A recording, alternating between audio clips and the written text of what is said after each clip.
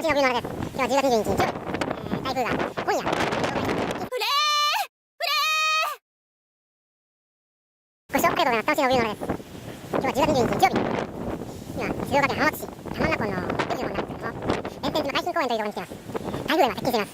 今晩東海地方に、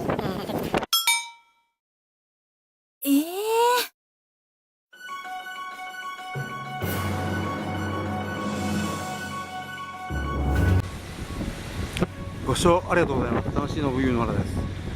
10月22日日曜日、台風がこの東海地方にも接近しています。東海地方に最も近づくのが今夜遅くの時間なんじゃないかなっていうのをちょっとニュースで聞いたんですけども、今私は静岡県浜松市弁天島海浜公園に来ています。もう近くでちょっと用があって聞いてたんですけれども、この帰りに台風具合を見ていこうかなと思って寄ってみました。今ちょっと木々がすごく揺れてます。雨がパラパラと降ってますね。水かさがかなり増してます。これも台風の影響なんでしょうか。風で言葉が入るかどうかわからないんですけれども、こんな風です。先ほどですね、私の携帯が避難勧告みたいのを受信してました。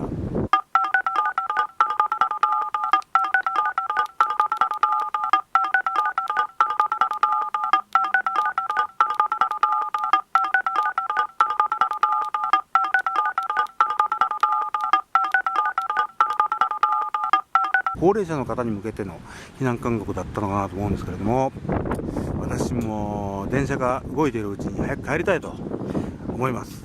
この不穏な空の感じ、風の強さ、雨のパラパラ具合、台風来てるなっていうふうに思います。